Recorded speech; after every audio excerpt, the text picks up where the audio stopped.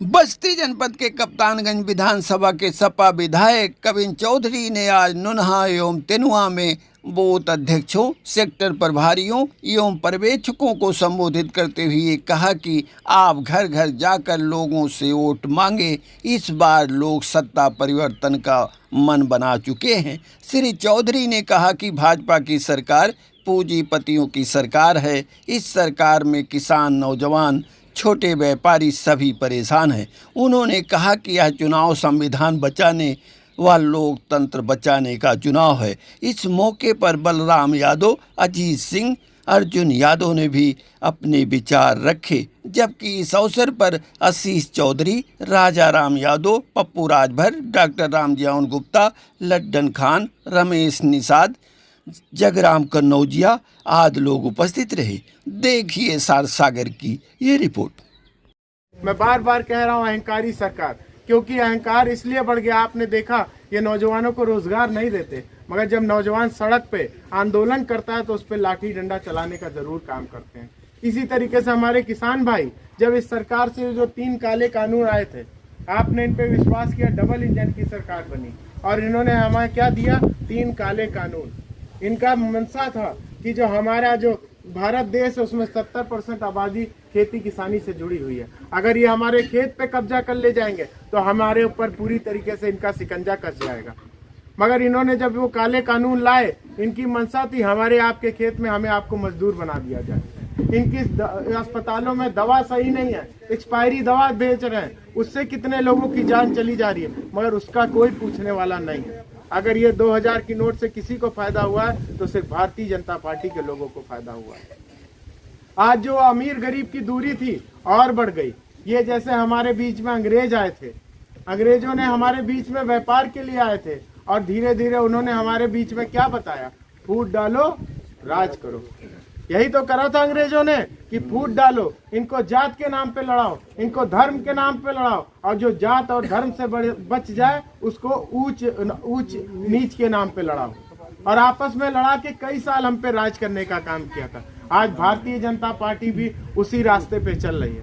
इसीलिए ये सिर्फ चुनाव नहीं है, ये एक चुनौती है, एक आंदोलन है। इसीलिए आपसे निवेदन करने आया हूँ, इसमें पटीदारी का झगड़ा, प्रधानी का झगड़ा या छोटा मोटा कोई झगड़ा देखने की जरूरत नहीं है।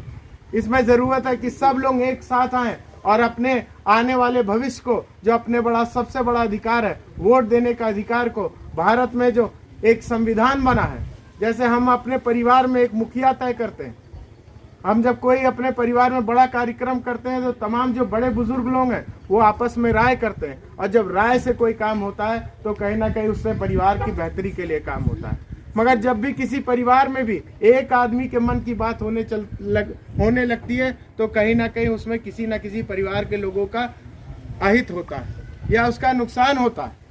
आज वैसे ही एक आदमी के मन की बात से पूरा देश चल रहा है। उनको अगर रात में सपना आ जाता है तो सुबह नोटबंदी कर देते हैं, उन्हें रात में सपना आ जाता है तो काले कानून लागू कर देते हैं। तो इसीलिए आपको समझाने के आया हूं कि ये जो वर्तमान में भारतीय जनता पार्टी की सरकार है, इन्होंने हमारे आपकी आंखों में आंखें डाल के झूठ बोला। ये हमें आपको क्या समझाए थे? गुजरात मॉडल। मैं भी गुजरात गया हूँ। आज गुजरात में भी आप जाओ, आपके तमाम कोई नात बात रिश्तेदार अगर गुजरात में काम करता होगा तो उससे पूछना, वहां पर भी सड़कें यही हाल है। यह जो खाद्य सुरक्षा बिल आया, ये कांग्रेस सरकार लाई।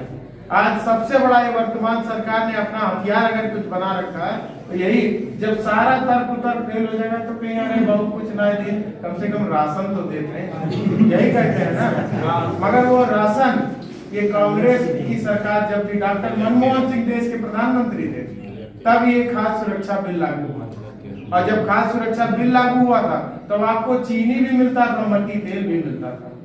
ये व्यापारियों की सरकार है। जब अंग्रेज हमारे बीच में आए थे तो व्यापार के लिए आए थे, और धीरे धीरे हमारे बीच में उन्होंने नारा दिया कि फूट डालो और राज करो। फूट डालो किस बात पे? जात के नाम पे, धर्म के नाम पे, ऊंच नीच के नाम पे। यही तो करा था, और हमारे देश में हमारे ऊपर कई साल तक राज किया। आपसे मेहनत कराया जाता था और आपको पेट भरने के लिए सिर्फ खाना मिलता था। आज वैसे ही ये सरकार पेट भरने के लिए सिर्फ खाना देगी और हमारे आपके लोगों को रोजगार से वंचित कर रही है, शिक्षा से वंचित कर रही है। रोजगार से कैसे वंचित कर रहे हैं? यही नौजवानों से कहा था 2 करोड़ नौजवानों को रोजगार देंगे, मगर जब भी नौजवानों का पेपर होता है उसको लीक करा देते हैं। धीरे धीरे जो बड़ी बड़ी कंपनियां थी, चाहे एयरपोर्ट हो, चाहे LIC हो, जो भी बड़ी बड़ी कंपनियां थी, BSNL हो, सबको ये बेचने का काम कर रहे हैं, प्राइवेट सेक्टर में देने का काम कर रहे हैं। क्योंकि जब प्राइवेट सेक्टर में दे देंगे तो हमारा आरक्षण वैसे ही खत्म हो जाएगा। जो गरीब परिवार के बेटा बेटी रोजगार पा जाते थे, उनको रोजगार नहीं मिलेगा। आप लोग पूरी तरह से तैयार हो जाइए, सजग रहिए और इसको उखाड़ करके यहाँ से फेंक दीजिए। इससे न सिर्फ हम मजबूत होंगे, अखिलेश यादव को ताकत मिलेगी। मंत्री जी तो सांसद होंगे ही, आपके मुद्दों को सदन में उठाएंगे। बहुत अनुभवी नेता है। और विधायक जी मैं भरोसा दिलाता हूं आपको, मैं तमाम ठाकुरों के गांव में गया हूं, उन लोगों ने कहा कि आदरणीय राम प्रसाद चौधरी से हमको कोई खतरा नहीं है। खतरा है तो इस सांसद से खतरा, इन्होंने बहुत बेइज्जत किया है ठाकुरों को। सही। तो ये पूरा यकीन मानिए कि 50% से अधिक ठाकुर आपके पक्ष में चुनाव में रहेगा। वो ठीक है कि बहुत लोग खुल करके नहीं सामने आ रहे हैं। देखिए अवसर आने पर तमाम लोग खुलेंगे भी और समाजवादी पार्टी को मजबूत करेंगे, प्रचार करेंगे, वोट देंगे, वोट दिलाएंगे भी। बहुत कुछ भाषण नहीं करना है, बस इतना ही कि आप लोग मजबूती से अर्जुन की तरह अपने लक्ष्य पर केंद्रित रहिए और चुनाव तो आपके हक में है ही। अब हम इसी क्रम में चाहेंगे कि जो कांग्रेस के नेता हैं वरिष्ठ भाई बलराम यादव जी आए और अपने विचार रखें। यहाँ बैठे आप सारे लोगों का मैं हार्दिक स्वागत अभिनंदन करता हूँ। आप लोगों से सिर्फ हमारा ये निवेदन है कि जैसे विधायक भी बैठे हैं, इनमें भी कोई दोष नहीं है। आप किसी से पूछ लीजिए तो इतना सज्जन विधायक दोस्त नहीं पाए, क्योंकि आप लोगों की उम्र के हैं।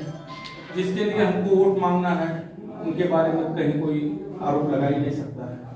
तीसरी बात यह है कि जो यहाँ बूथ अध्यक्ष बने हैं ये भी बहुत अच्छे विचारधारा के लोग हैं, इसी नाते बूथ अध्यक्ष चुन करके बनाया गया है। अब इन लोगों का दायित्व है कि अपने अपने बूथ पर कम से कम अपने साथ 10-10, 20-20 लोगों को मतदान के दिन 7 बजे यहाँ खड़े हो जाए और जब मतदान 5 बजे खत्म हो जाए तब अपने घर जाए। ये मान लें कि एक दिन हम व्रत रह गए राम प्रसाद चौधरी जी के नाते, तो भाजपा का कार्यकर्ता 2 बजे आपका बूथ छोड़ करके अपने घर चला जाएगा, क्योंकि उसके बगल कोई खड़ा होने वाला नहीं रहेगा। और जब किसी के बगल कोई खड़ा नहीं होता तो वो आदमी बहुत ज्यादा टाइम तक इंतजार नहीं करता है, वो भी चला जाता है। और जीत, जो बाबू साहब ने कहा, जीत तो निश्चित तौर